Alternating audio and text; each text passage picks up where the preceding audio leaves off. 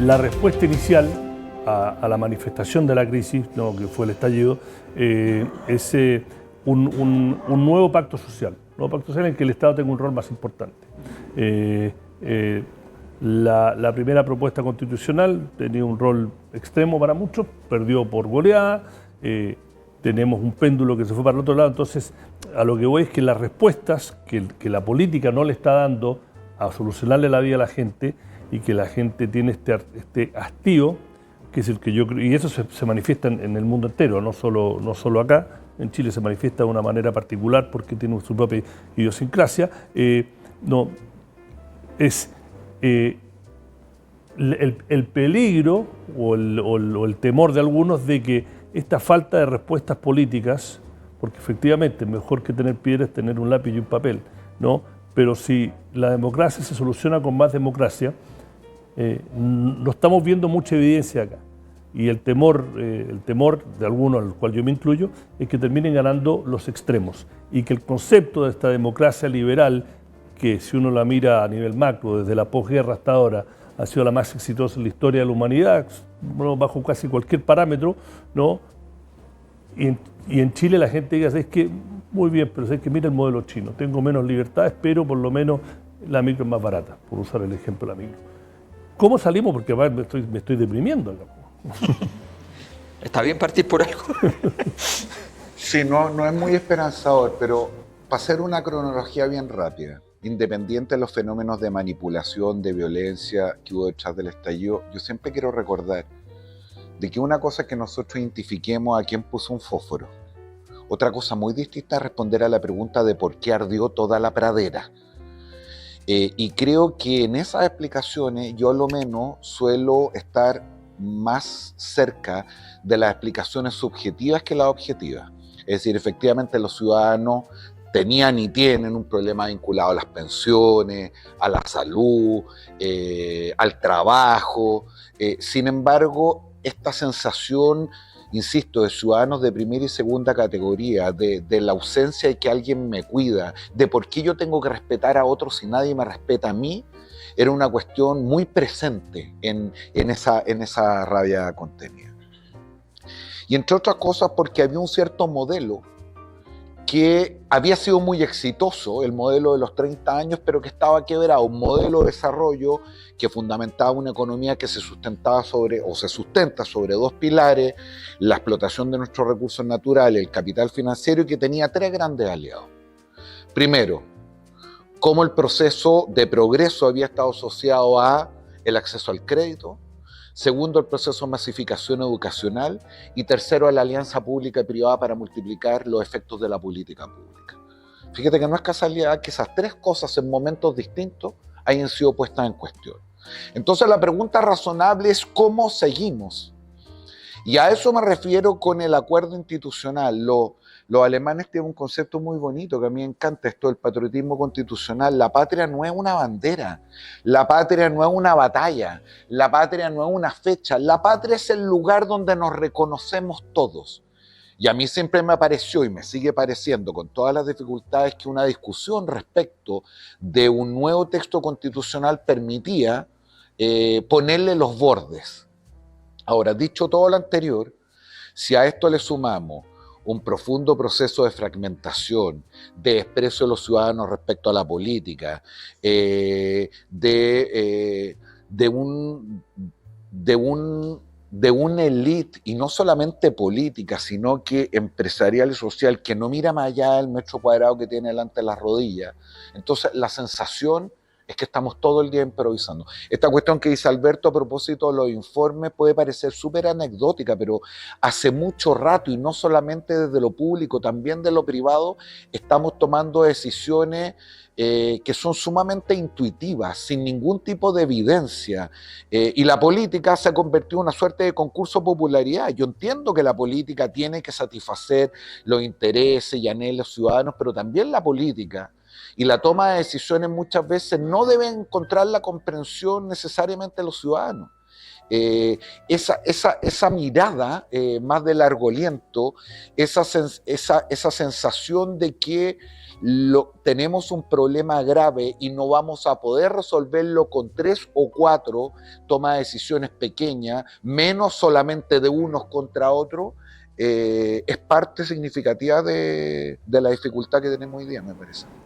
Alberto, tú también haciendo sociología o política comparativa, lo dije al inicio, ¿no? Que estos desafíos en Estados Unidos se manifestó con el tema de Trump, en España tienen, por decirlo, los sistemas de Podemos y Vox, bueno, en Inglaterra, en Gran Bretaña, el problema de Brexit, una Europa que la extrema derecha ha tomado mucho valor y bajo lo que uno lee desde acá, una constante baja del apoyo a la democracia socialdemócrata, que es como la que gobernó Occidente en los últimos 50, 60, 70 años, ¿no?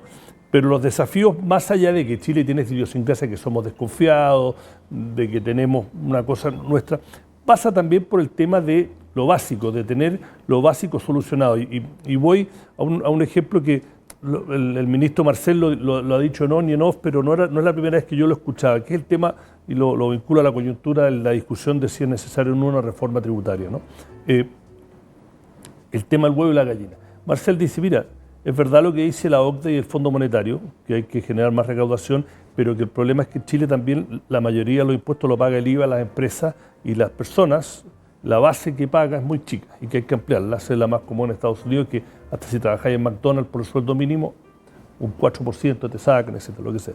Entonces él dice, es muy difícil políticamente, por lo que tú dices, porque la clase media vulnerable, que es la gran mayoría de los chilenos que se han beneficiado con acceso al crédito, lo que decía Pirincho, sienten que a cambio no reciben lo suficiente, no reciben educación pública buena, entonces tienen que sacar plata de su bolsillo, además de haber pagado sus impuestos, para un colegio público, privado o subvencionado.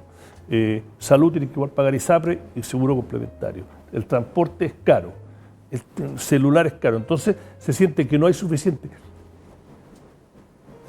¿Cómo pesa eso en esta discusión, en esta tensión, digo nuevamente, entre el capital y la democracia, desarrollo, etcétera? Eso es súper importante porque tiene que ver con el modelo de gestión de los hogares. Los gobiernos tienen que saber cómo se vive en los hogares. Yo trabajé en el Banco del Estado, fui jefe de investigación. Un día les digo, oye, pero nosotros trabajamos con puros productos cuyo formato, las tarjetas de crédito, qué sé yo, son formatos que están diseñados en otras realidades para clientes muy distintos a los nuestros. Los clientes bancarios en Chile son 2 millones. El resto del Banco del Estado son personas que no son clientes bancarizados y algunos no son bancarizables. Entonces, ¿cómo viven la economía esas personas? Investiguemos territorialmente cómo se ahorra, cómo se gasta, cómo se gestionan los hogares. Porque si no, estamos ofreciendo un conjunto de productos y servicios que están asociados a un concepto genérico de libertad. Me hago más libre a través de mi tarjeta de crédito. Y muchas personas lo que quieren es una restricción, porque la tienen y necesitan que eso sea viable. Bueno, esa problemática, a mi juicio, es la clave del estallido. Chile era un país con bajísima deuda en ese momento, deuda pública. Pero los hogares estaban con una deuda inmensa. O sea, la ecuación entre la deuda del país y la deuda de sus hogares no tenía una relación adecuada. Y tú dijiste algo muy importante, que tiene que ver con la deuda. Mientras el país crece al 4%, endeudarme se solventa. Pero cuando tú tienes un sistema en el cual yo compro el supermercado a crédito y el crecimiento del país es el 1%, la deuda te come. Voy a interrumpir una cosa para que quede claro, sí, dos cosas. Uno, el Banco Central, no sé en la época, usted tiene mucha de esta data y es transparente y es muy exhaustiva. Y segundo, 7,5 de cada 10 pesos que se endeudan los chilenos en un crédito hipotecario. Endeudarse por endeudarse, todas las grandes economías tienen alto nivel de deuda. Ahora, si tienes que endeudarte para pagar comida a fin de mes, está mal. Si es porque te compraste una maquinaria o te endeudaste porque te compraste una casa, hay diferentes tipos de deuda. Por supuesto, no, por supuesto, pero si tú miras, a ver, cuando tú miras, por ejemplo, la encuesta de presupuestos familiares, el 79%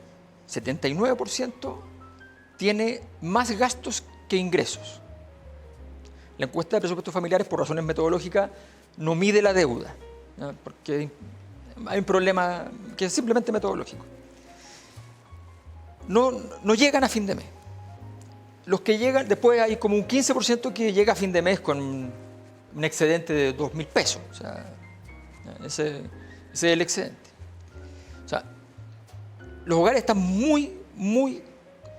con una gestión de altísimo nivel de complejidad, con una situación contractiva, donde tú estás permanentemente teniendo que administrar esa situación. Bueno, ese problema es fundamental a la hora que, no porque, ojo, esto no es que, yo, mi hogar y entonces yo me rebelo, no, esto funciona así.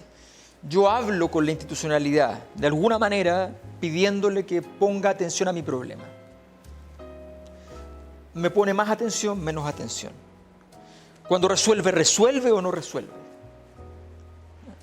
Entonces, de pronto, yo descubro cosas que tienen que ver con lo que se ha dicho, el tema moral. ¿Cuál era el problema de la Polar? El problema de la Polar no era tanto para aquellos que eran los afectados ciudadanos, era más bien un problema de confianza dentro de la bolsa, dentro del mundo financiero. Pero ¿por qué le molestó tanto a la gente?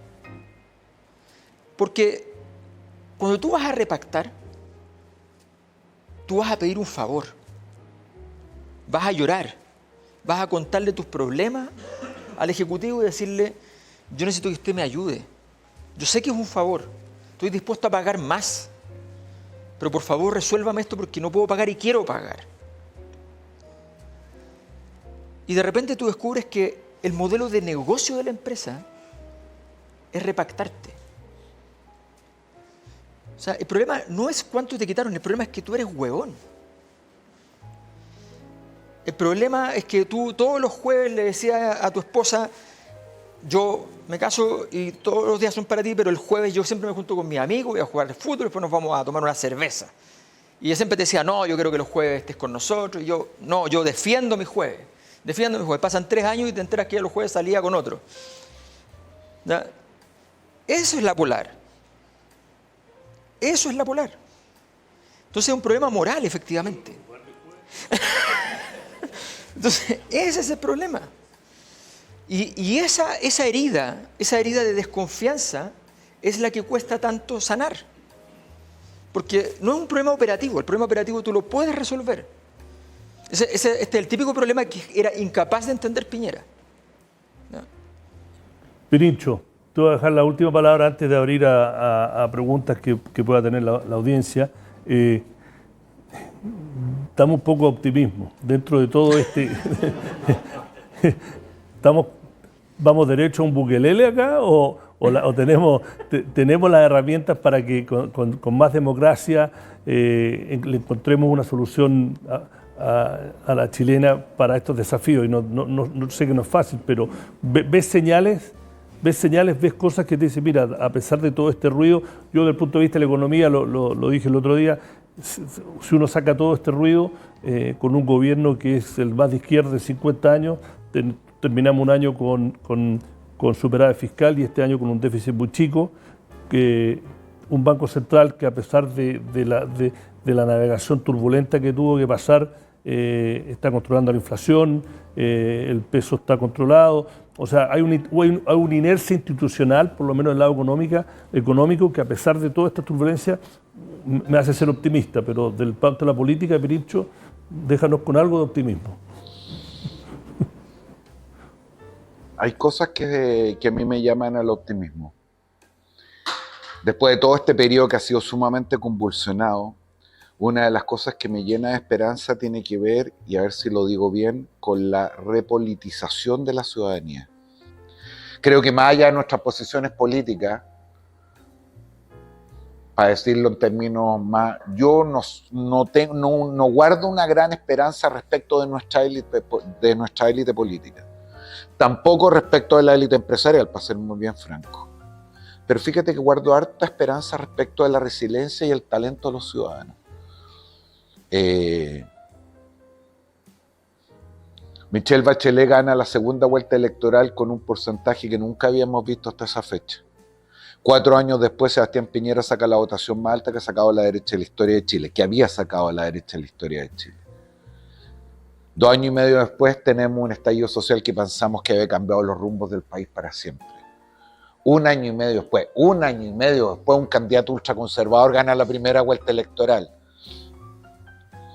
Hay algo ahí.